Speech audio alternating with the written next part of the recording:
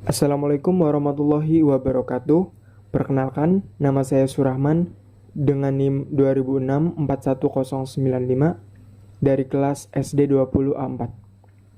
Di sini saya akan menjelaskan materi IPA kelas 4 dengan judul bagian-bagian tumbuhan dan fungsinya. Yang pertama, tumbuhan dan bagian-bagiannya. Tumbuhan pada umumnya terdiri atas bagian-bagian tertentu, seperti akar, batang, daun, bunga, buah, dan biji. Dan setiap bagian mempunyai fungsi atau kegunaan tertentu. Yang pertama, akar. Akar merupakan bagian tumbuhan yang arah tumbuhnya searah dengan gaya tarik bumi. Biasanya, akar berada di dalam tanah. Ada dua kelompok akar yang penting, yaitu akar serabut dan tunggang. Yang pertama, akar serabut. Akar serabut adalah akar yang berukuran relatif kecil, tumbuh di pangkal batang. Ukuran akar yang satu dengan yang lainnya hampir sama besar dan sama panjang. Contohnya akar kelapa, rumput, dan padi. Yang kedua, akar tunggang. Akar tunggang adalah akar yang terdiri atas satu akar besar yang merupakan kelanjutan batang, sedangkan akar-akar yang lain merupakan cabang dari akar penunjang. Akar penunjang adalah akar yang menunjang atau membantu berdirinya tumbuhan. Ada beberapa akar khusus yang hanya terdapat pada tumbuhan tertentu. Di antaranya yaitu yang pertama, akar isap. Contohnya pada pohon benalu. Yang kedua, akar tunjang. Contohnya akar pandan. Yang ketiga, akar lekat. Contohnya akar sirih. Yang keempat, akar gantung.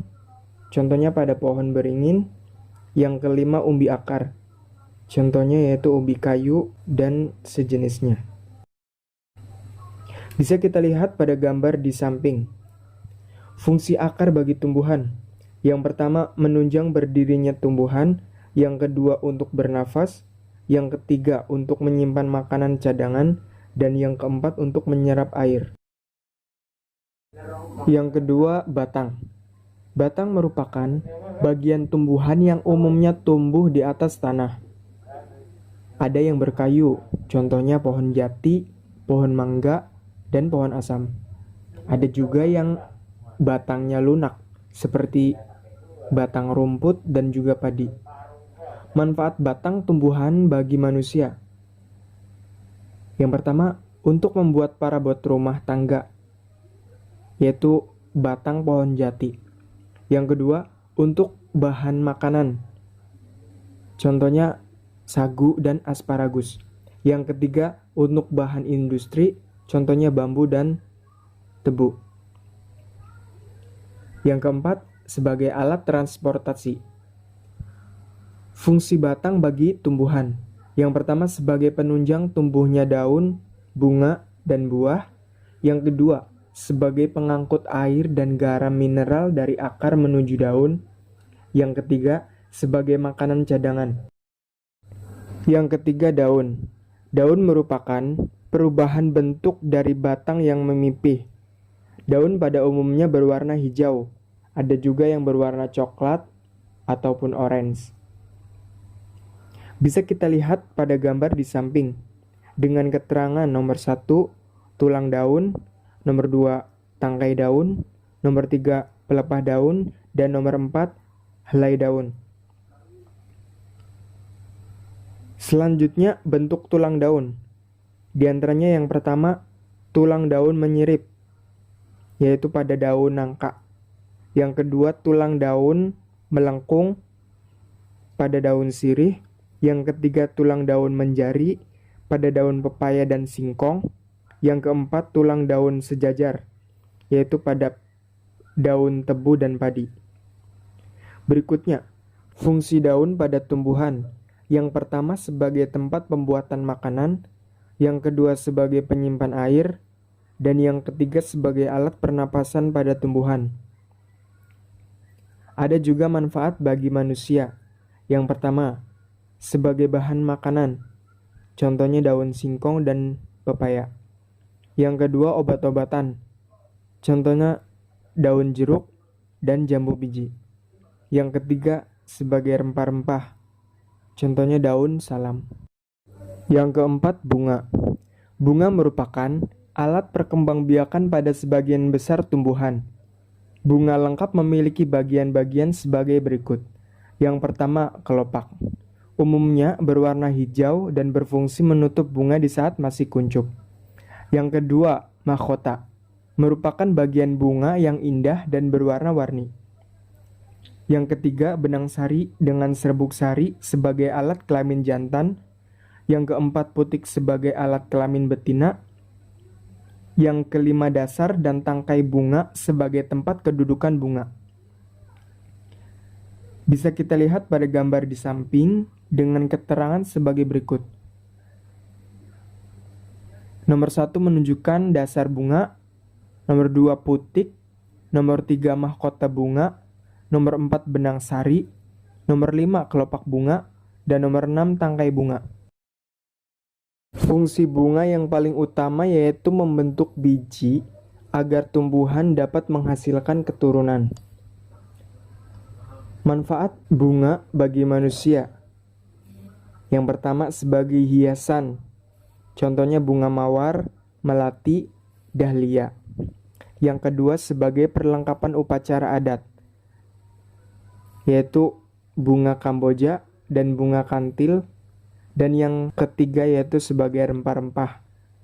Contohnya bunga cengkeh. Yang kelima buah. Buah adalah bagian tumbuhan yang merupakan perkembangan lebih lanjut dari bunga.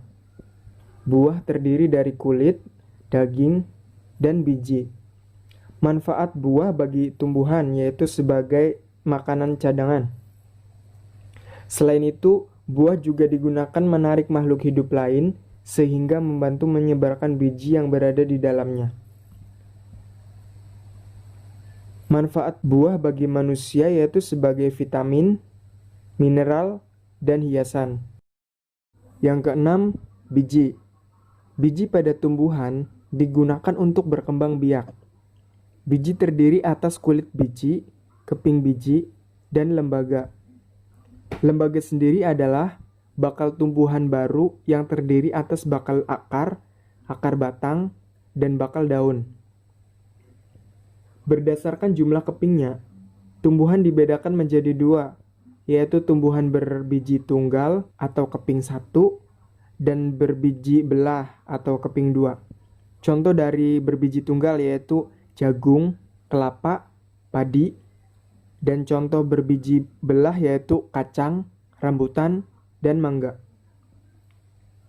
Berdasarkan letak bijinya, tumbuhan dibedakan menjadi dua, yaitu biji terbuka adalah tumbuhan yang bijinya tidak tertutup oleh buah, dan biji tertutup adalah tumbuhan yang bijinya tertutup oleh buah. Contoh biji terbuka yaitu tumbuhan pakis haji, damar, dan melinjo, dan biji tertutup, mangga, kacang. Yang terakhir, kegunaan tumbuhan. Yang pertama, tumbuhan sebagai bahan makanan. Ada yang digunakan sebagai sayur, contohnya bayam, sawi, daun bawang. Ada yang diambil bijinya, seperti padi, jagung, kacang, dan melinjo. Ada yang diambil buahnya, seperti rambutan, mangga, dan apel. Ada yang diambil umbinya, seperti talas, ubi, kentang, dan wortel. Ada yang juga digunakan sebagai bumbu dapur, seperti bawang merah, bawang putih, ketumbar, dan lengkuas. Yang kedua sebagai bahan untuk membuat peralatan rumah tangga, seperti meja, kursi, lemari, dan pintu. Yang ketiga sebagai bahan obat-obatan, seperti tanaman bakung, kecubung, dan alamanda. Yang keempat sebagai bahan sandang, seperti pada tumbuhan kapas.